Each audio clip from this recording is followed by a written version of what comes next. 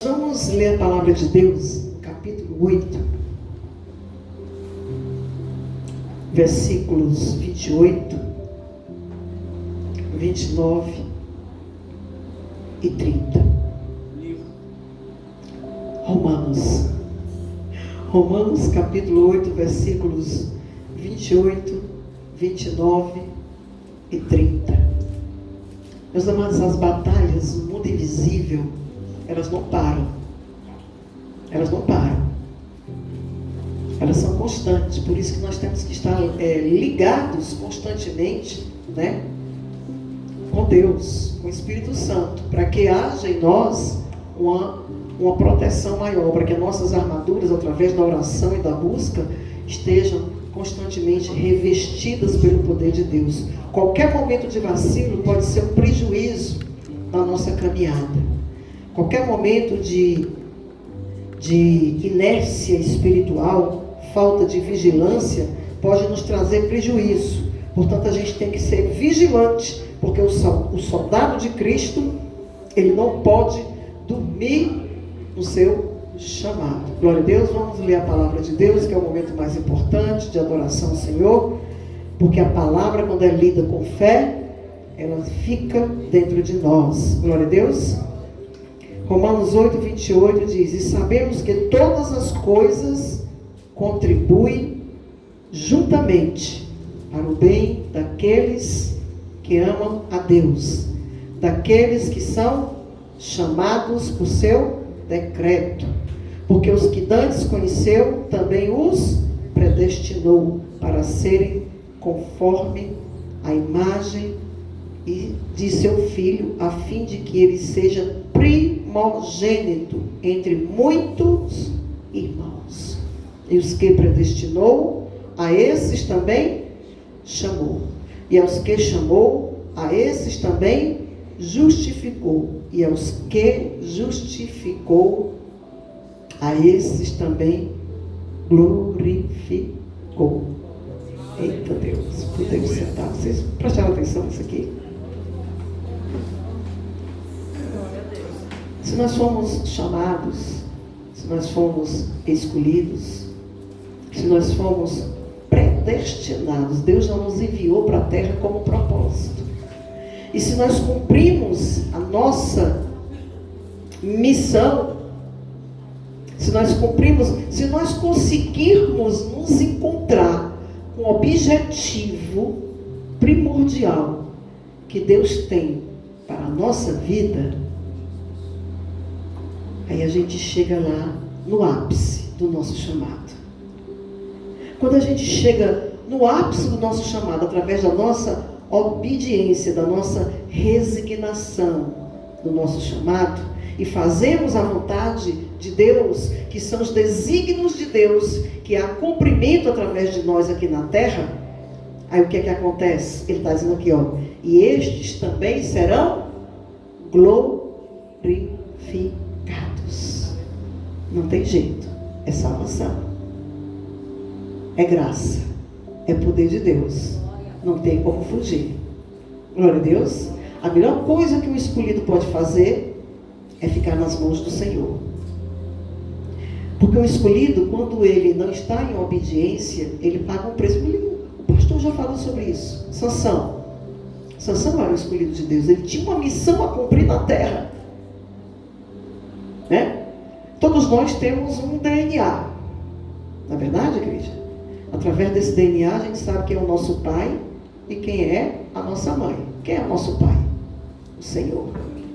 Quem é o nosso pai espiritual? É o Senhor. O que é que o pai faz? Ele orienta. O que é que o pai faz? Ajuda a você na sua educação, né? Na sua educação familiar, ajuda você a se encontrar com a sua verdadeira identidade. Essa é a obrigação dos pais. É educar, é orientar, é ensinar o que é correto, o que é certo. Então, quando a gente consegue chegar na obediência, naquele nível de ensinamento, de orientação, nós estamos no nível de comunhão com o nosso Pai. O que eu vou falar aqui para vocês hoje é sobre uma identidade. Como é que nós vamos encontrar a nossa identidade? Para que nós venhamos verdadeiramente parar de estar andando em ciclo no meio de um deserto tão desgastante, que é uma vida desalinhada com Deus. Quando a gente encontra a nossa identidade, a gente vai chegar no nosso destino. Pergunte aí para o seu irmão: quem é você? Olha aqui para mim. Quem é você? Pergunte para mim também.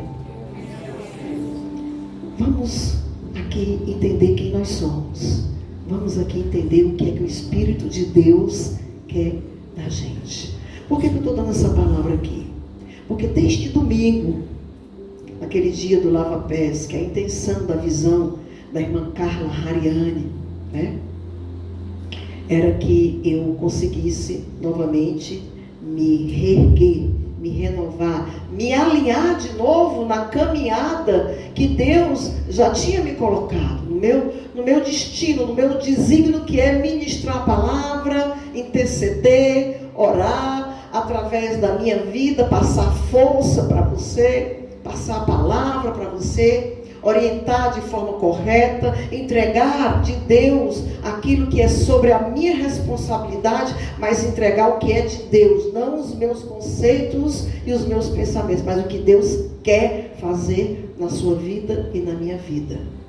Então, esses 7 últimos meses eu estava andando com os passos que não eram meus. Os passos que não eram meus passos estavam muito amildados, muito pequenos. Eu não estava tendo força de dar um passo maior. E a partir desse momento profético de domingo agora, né? Você sabe que uma perda de uma pessoa que a gente ama muito mexe, quem já perdeu sabe disso, mexe muito com a gente, principalmente quando é marido, a cara metade. Mexe demais. É como se a gente tivesse que esperar um tempo para que a nossa outra metade comece novamente a ser reconstruída. E eu senti essa força agora, no momento profético, domingo.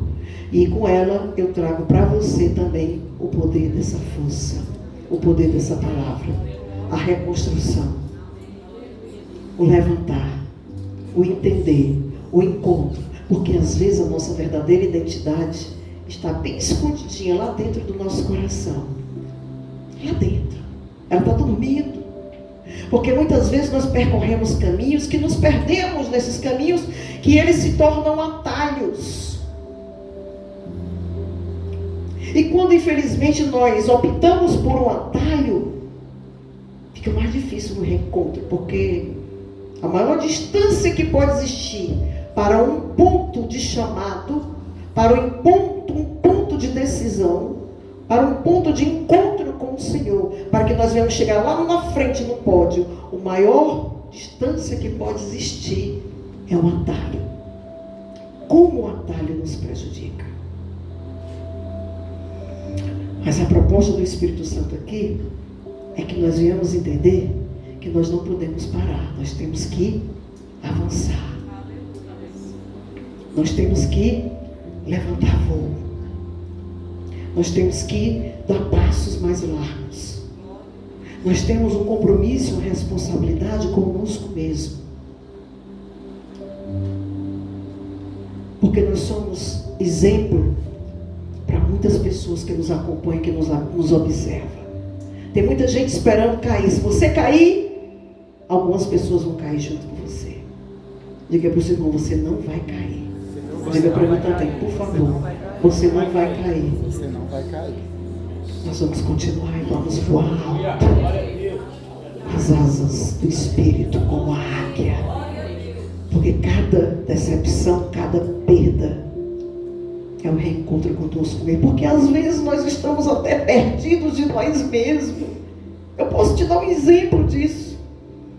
Às vezes nós nos enveredamos por um caminho que não era o caminho que estava traçado para nós, mas que nós somos obrigados a viver este caminho, em detrimento a alguma outra situação, alguma outra pessoa, a qual nós precisamos conviver, e somos obrigados a conviver com aquilo que não estava na nossa agenda. Isso eu chamo de sequestro de subjetividade. Eu já falei sobre isso aqui. Você sabe o que é uma pessoa ser sequestrada? A pessoa ser amarrada, ser colocada num quarto escuro, sem alimento, sem nada. A pessoa, ela fica o quê? Ela fica à mercê dos seus sequestradores. Ali ela não está mandando em dela. Ali ela não tem força, né, para se levantar, mesmo porque não é dada essa oportunidade a ela. E tem muita gente vivendo etapas da sua vida, esse sequestro da sua subjetividade. O que é a subjetividade? É a maneira de você ver a vida, é a maneira de você ver as coisas, é a maneira de você enfrentar uma realidade que está ao teu redor, mas essa realidade é enfrentada de acordo com aquilo que você já pessoalmente, particularmente, já viveu. Mas viveu de forma correta? Viveu aquela experiência alinhada com o Espírito de Deus para ter a força o suficiente para sair daquela situação? Ou foi obrigada a viver naquela prisão, naquela situação aprisionada, ou seja, pela droga, ou seja, pelo parceiro mal compreensivo, um parceiro abusivo? E quantas pessoas não estão vivendo isso hoje? Uma mãe incompreensiva, um pai irresponsável, que não assume seus filhos. Esta palavra aqui é para aqueles que já têm uma caminhada de vida, e aqueles que ainda estão atravessando essa situação, e aqueles que ainda estão até adolescentes e pré-adolescentes, aprendendo da vida, a lidar com as situações, e ter com você, encontrar o mais rápido possível. Diga aí, seja rápido. Encontre a sua identidade. Já existe uma identidade. Deus já entregou, a tua história já está registrada. O que você veio fazer aqui já está registrado. Aleluia. Precisa só você se alinhar. Eu tinha umas reuniões da Slavec, que eu ia muito no centro de convenções, e tinha um americano, o Dr. Miles Monroe. Quem conheceu esse homem? Ele morreu até com um acidente de avião, né? Ele disse assim: olha, o grande problema que existe nas pessoas, deixa eu ver como é que ele começa aqui a frase dele.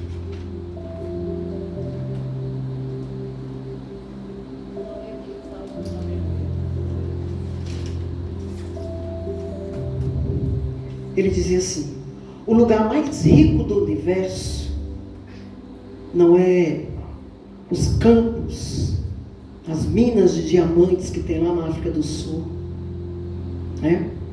Não é Wall Street e outras coisas mais que a gente sabe que são coisas milionárias. Não é um Dubai da vida. Não. O lugar mais rico do universo são os cemitérios. Por quê?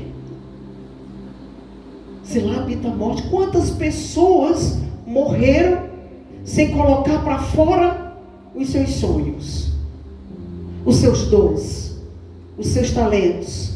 Quantas pessoas morreram e enterraram consigo prédios imensos? Poderiam ter sido engenheiros, mas não tiveram força para cumprir, para levar adiante o seu sonho, o seu projeto. Quantas pessoas ali no cemitério não estão com... Quantas músicas não estão enterradas ali que não foram nunca cantadas? Quantos livros que estão ali que não foram escritos?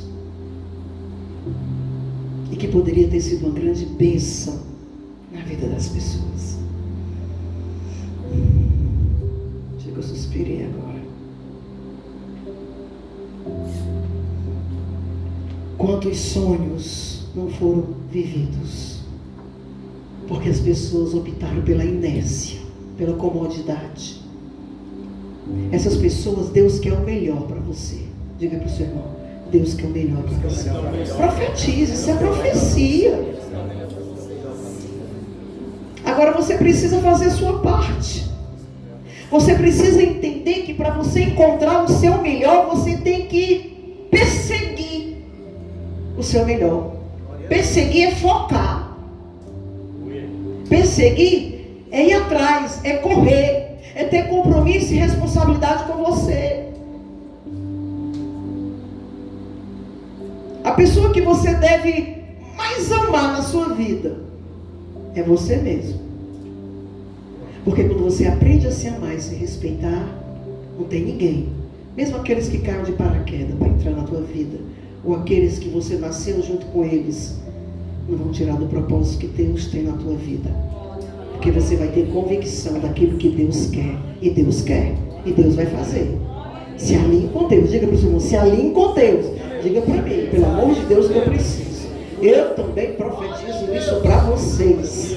Se alinhe com Deus. Porque nele não há sombra de dúvida. Nele não há confusão. Igreja, tem épocas da nossa vida, eu tenho certeza que você vai entender o que é que eu estou falando. Talvez você não tenha coragem de falar como eu tenho. Eu me lembrei agora daquele filme.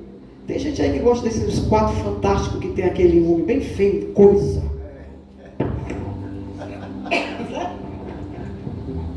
Fabiano é desenhista, por isso que eu estou olhando para ele, que essas coisas ele desenha também, né? O coisa. Às vezes nós estamos nessa condição, viu? É como se a gente tivesse, não tem um monte de crosta de pedra, né? Aquela coisa horrível.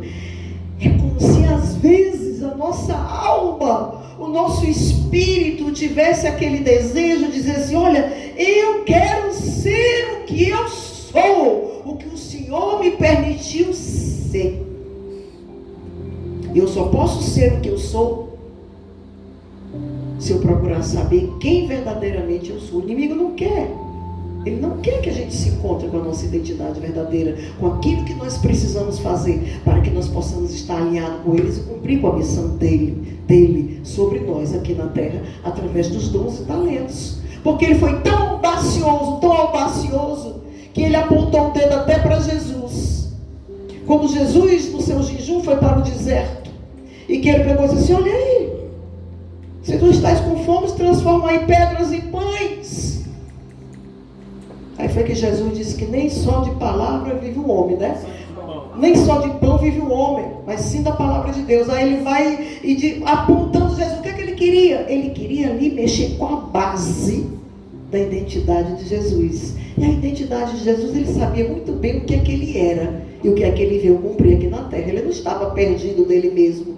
Mas nós temos pessoas, às vezes até nós, e na nossa convivência, até dentro da igreja, ouvindo a palavra todo dia, que estão perdidos de si mesmo, estão afogados no seu orgulho, na sua vaidade, no seu eu, que o seu redor, o seu eu tem que ser da sua maneira, e não sabe que as adversidades, as diferenças são exatamente para o nosso crescimento, para a nossa maturidade. Diga para o seu irmão: deixe de ser menino, cresça. Não seja o mesmo durante 1, 2, 3. Vocês já viram pessoas? Vocês já passaram 10 anos sem ver uma pessoa? Aconteceu isso comigo mês passado, né? Passei 10 anos sem ver uma família. Quando me encontrei com a família no shopping, meu Deus, eu quase não reconheço. O povo estava acabado. Meu Deus, o povo estava velho demais. Maracujá dava de 10-0.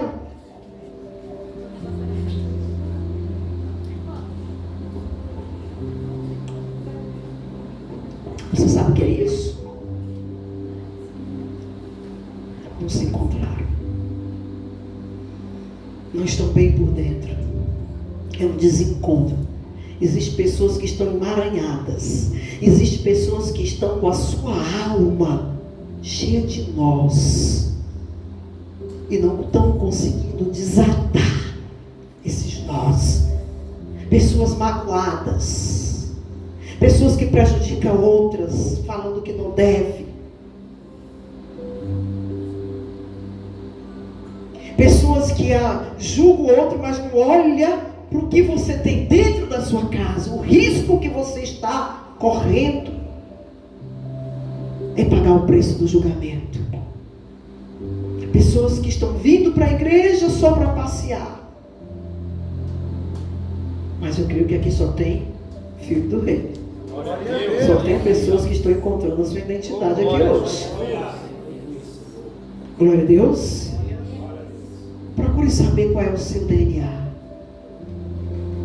Qual é o seu propósito. O propósito que Deus tem para você. Procure saber qual é a vocação que Deus tem para você. Procure entender qual é o seu, se alinhe no seu chamado, para que tudo vá bem na sua vida, para que você se encontre financeiramente, se encontre como um ser. Coloque por terra tudo aquilo que no passado te trouxe prejuízos.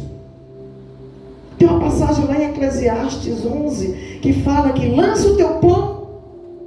Eu preciso falar sobre isso agora, sobre as águas. Meu Deus, que homem sábio aquele Salomão, né? Tanto era mulherengo como era sábio, né? Não sei como é que Deus trabalha nessa confluência aí, mas Ele trabalha, porque Deus é Deus, Ele sabe o coração de cada um, né? Eclesiastes 11. Não é, pastor? Lança o pão sobre a... Você já parou para pensar o que é que Deus quer dizer aí? O que é que aquele homem quis dizer aí?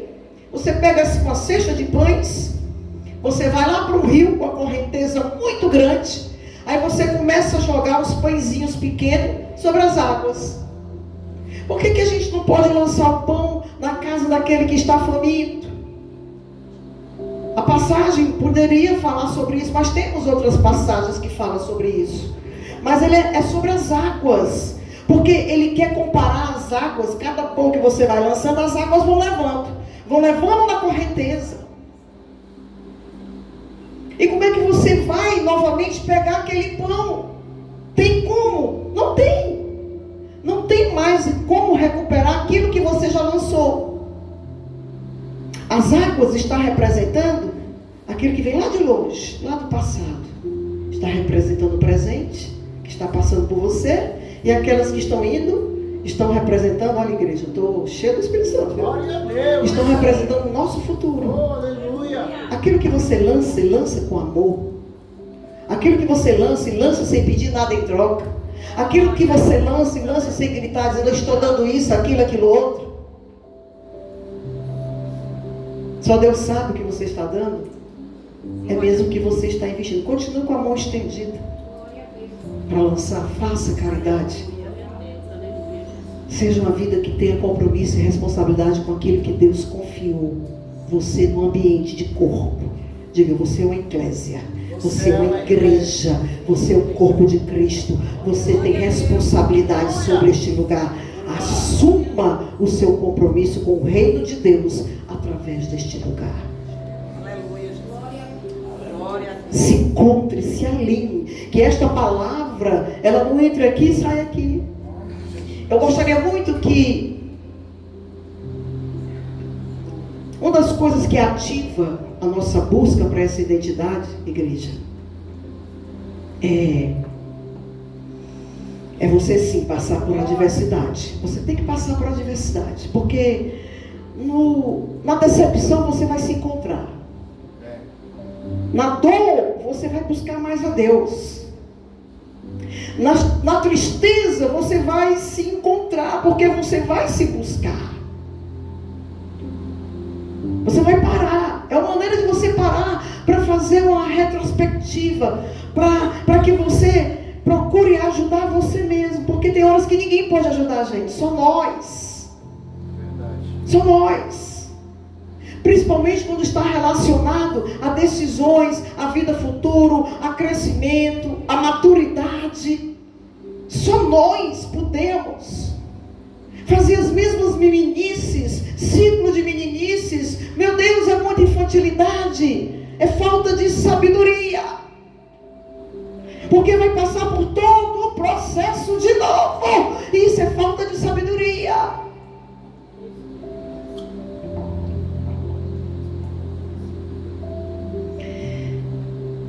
E esse encontro que nós precisamos ter é para o Porque cada passo que você dá, cada busca que você faz, através de você mesmo, mas eu não estou falando de você do jeito que você era, não. Nem do jeito que nós estamos, porque amanhã nós estaremos melhor, porque nós somos sábios. Eu estou falando daquele que você busca, daquilo que você nasceu para ser. Eu e você ainda não somos, nós estamos percorrendo esse caminho. Ainda não somos o que Deus determinou para que nós venhamos ser. Só depende de nós. Diga para o seu irmão, é sua escolha. E tem outra coisa, não tem mais outra oportunidade. Não tem. Isso é fato. Lá em Hebreus 9:27, ao homem foi ordenado a morrer somente uma vez. E depois disso, o juízo. Como é que o homem vai... essa semana passada eu ganhei 2 espíritas para Jesus. Contaram as experiências, com o irmão, com o pai, com a menina. Tudo bem. Muito bem. E conversamos mais ou menos 1 hora.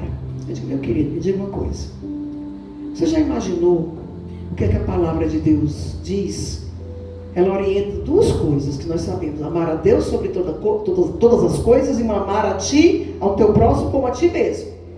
Se você ama a Deus, Ele está em primeiro lugar na sua vida. Se você ama o seu próximo, você não vai fazer nada com ele que não gostaria que fizesse com você. Amém? Não vai desejar, não vai roubar, não vai matar, não vai levantar falso testemunho, porque você não deseja isso para você. Glória a Deus. E me diga uma coisa: e cada vez que essa pessoa morre e nasce de novo para ter uma oportunidade de uma vida melhor, como é que está a situação da humanidade? Você está achando que a humanidade está melhor ou está pior? Está pior. Me diga uma coisa, será que Deus ia colocar um preceito na sua palavra para orientar os nossos passos, decisões a tomar? Será que Ele está enganado? Se ele diz que não pode matar, não pode roubar, não pode fazer isso e aquilo, a pessoa faz e vai ter outra oportunidade de vida, então estou indo contra a palavra de Deus. Então anula a palavra de Deus? Não pode. Tem alguma coisa errada. Está desalinhado. Aí foi que ele começou a pensar. Ele começou a raciocinar. E aí foi enveredando por coisas que foi caindo por terra, todas as visões que ele tentava colocar ali, porque não era ele, era o Espírito de Deus.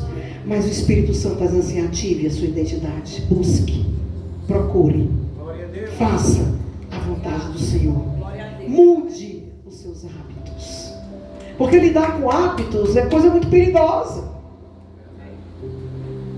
Eu vou dar um exemplo que é perigoso. Se você for habituado a comer muita gordura perto de dormir, né? Dormir muito inchado, comer muita pimenta, né? Se você for habituado a fazer isso, né? O que é que vai acontecer? Você vai ficar enfermo. Se você for habituado a tomar muita coisa, comer muita coisa que prejudica a sua saúde, você vai ficar enfermo. Então, você é responsável pelas suas atitudes, pelos seus hábitos. Então, ativar a nossa identidade também requer responsabilidade sobre os nossos hábitos, os nossos costumes. Os nossos costumes. Responsabilidade também sobre os nossos relacionamentos. Porque a convivência faz parte daquilo, na questão de personalidade que vai sendo formado, você vai se habituando a se conviver com aquelas pessoas. A família, por exemplo, nós não temos a liberdade de escolher uma família. Às vezes o hábito está errado, e nós conhecemos a palavra, e temos que ter convicção em nós mesmos, o que é certo e o que é errado.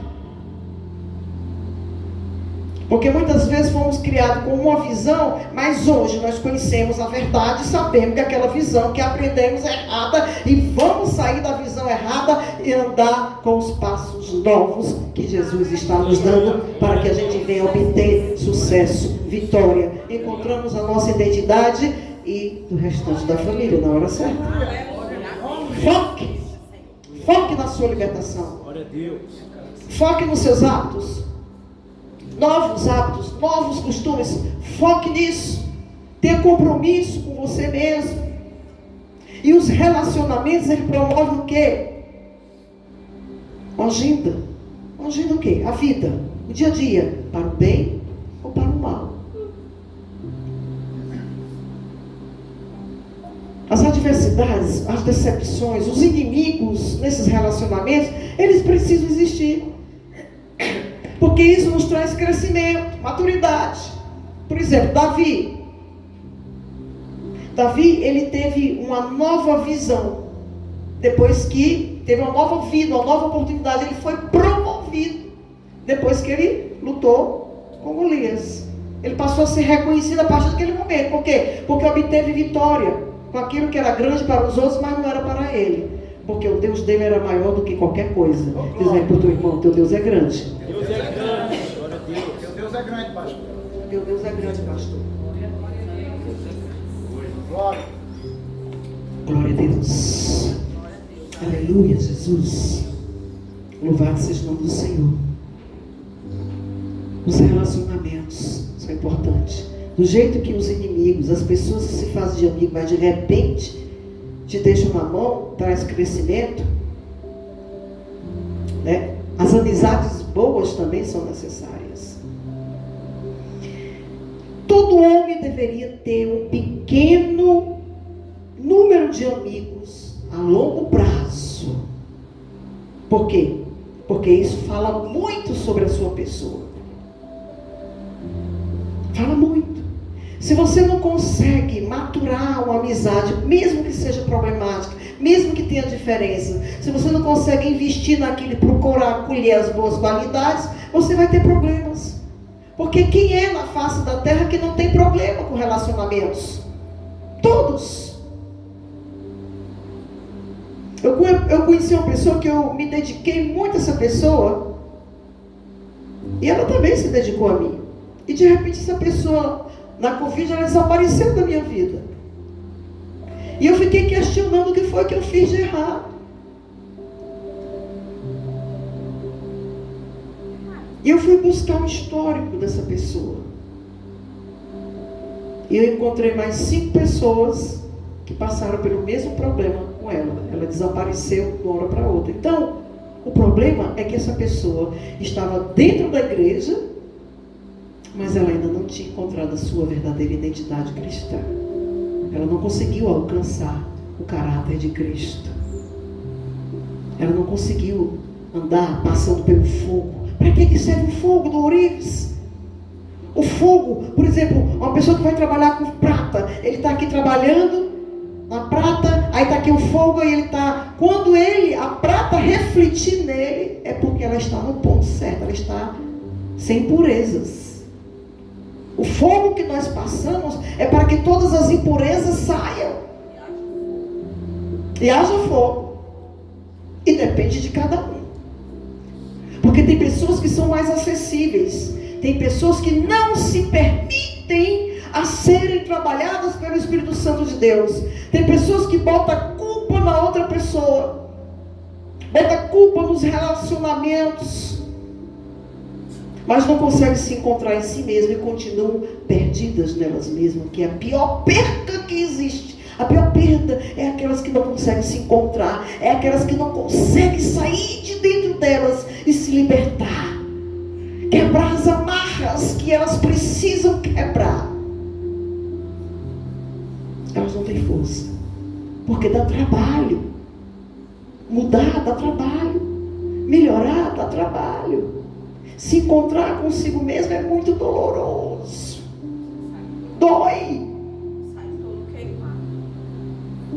Dói. Tem coisas que dói mais na gente do que. É uma dor que não dá nem para explicar. A dor da decepção. A dor daquilo que a gente não está esperando, daquela pessoa que a gente mais ama. Isso dói. Sabe, aquele grito que a gente quer, me compreenda, me entenda, mas a pessoa não entende. É melhor criticar, acusar, apontar, porque é mais fácil. Porque eu quero voltar para o meu ponto de inércia. E assim vou e volto.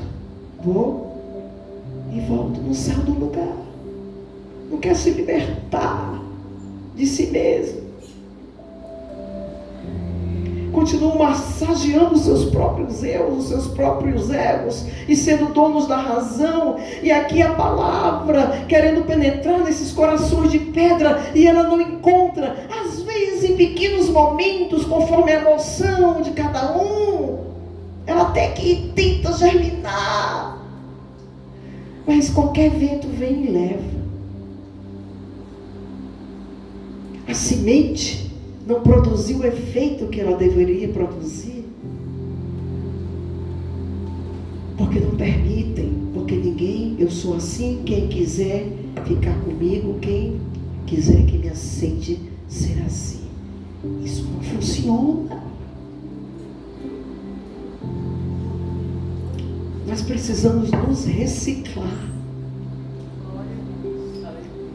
Nós precisamos nos libertar das amarguras, das mágoas, das competições, das invejas, para que haja um alinhamento. Eu vou ficar por aqui porque o pastor Tiago tem uma missão ainda hoje. Se o pastor Tiago me permitir, eu vou trazer essa palavra outras vezes, se a igreja quiser também. Amém? Que a gente vai falar da adversidade que ativa algo dentro de você. A gente vai falar quando a gente se permite vivenciar uma esperança, porque a esperança, ela gera a expectativa gera a fé, a expectativa é a mãe do milagre. E vamos ativar essa expectativa. Saia do marasmo, saia da inércia, saia da procrastinação, daquilo que um dia te parou. Esqueça o passado. Não se permita mais viver isso. Seja responsável por você mesmo. Se levante, ande. Se possível, corra. Porque o próprio apóstolo Paulo diz: faça a carreira que está proposta a você. Diga para o seu irmão: seja um atleta. Ah, mas ser atleta dói. Eu fui tentar ser atleta um mês atrás, me arrependi. Né? Fui levantar peso, puxar músculo. Na hora foi ótimo. Passei 3 dias sofrendo. Tiago, socorro, Tiago, passa pomada aqui. Tiago, não, mãe. Aí não tem pomada que dê jeito. Se for passar pomada aí, da distensão é pior. Você vai ter que sentir mesmo a dor. Eu digo: Senhor, para que eu fui fazer isso, Senhor? Porque fazer academia traz crescimento na musculatura. Mas para crescer tem que passar pela dor, as lesões, tem que ser puxado, os músculos tem que ser rasgados. E ali entre um rasgo e outro cria aquela a capa de gordura que precisa criar, e sei lá, eu não sei, o Tiago é quem explica bem isso. E a gente fica, eu digo: Senhor, eu estou engordando nessa academia. Aí o professor disse: é assim mesmo. Primeiro engorda para depois emagrecer. Eu digo: tá, vou fazer de conta que estou entendendo. Vamos lá. Eu quero virar atleta. Eu sei que para virar atleta que eu digo, por causa da minha saúde. Eu quero andar mais, sem ter medo de cair. Eu quero firmar a musculatura das minhas pernas, sem ter medo de torcer o pé. Dá para entender? Então nós precisamos disso. É necessário. As coisas mudaram. Se não for assim, a gente não acompanha o ritmo da vida. Vão ter outros que vão correr mais do que a gente. Como é uma ala de atletas, como é uma ala de corredores. Está aqui, esse tapete vermelho é uma ala. Outro tapete aqui é uma ala. Então cada um está na sua ala. Lá na frente tem um monte de obstáculos. O apóstolo Paulo diz: corra cada um a carreira que está proposta a você. Agora, quem vai chegar lá na frente, ninguém sabe. Então nós estamos no meio de uma corrida. E o atleta só vai chegar lá se for disciplinado. Se for um atleta relaxado, ele vai ficar no meio do caminho. Ele vai pegar a distensão. Se ele não se alimentar direito, ele vai desmaiar. Diga para o seu irmão: receba esse alimento. Receba essa palavra. Tatue ela no seu coração, na sua alma.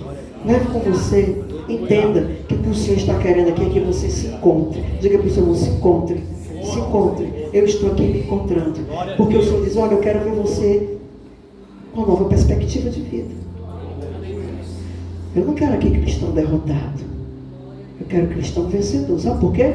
Porque nós estamos entrando na época do cristão vencedor. Porque os outros vão procurar observar como é que a gente está vivendo. Se a gente consegue ou não vencer. E continuar. Se você conseguir esse padrão de atleta e se alinhar com Deus, tudo vai bem na tua vida. Sabe? Aquelas águas vão voltar. E o pão continua com a mão estendida para receber. Recebe aí, ó, profeticamente. Ó. Acredite, ó. Agora eu vou fazer igual o pastor. Faz assim, ó. Recebe. Recebe essa palavra. Investe em você. Vale a pena. Vale a pena. Se não valer a pena, em quem é que a gente vai investir? Investe em você. Aquele que tenta te parar, dá um convite de mercador, faz convite de mercador, não escuta, continua. Não discuta, não discuta. Ok, aí está realizado, né? Me escutou, né? Continua fazendo o que Deus está mandando tu fazer.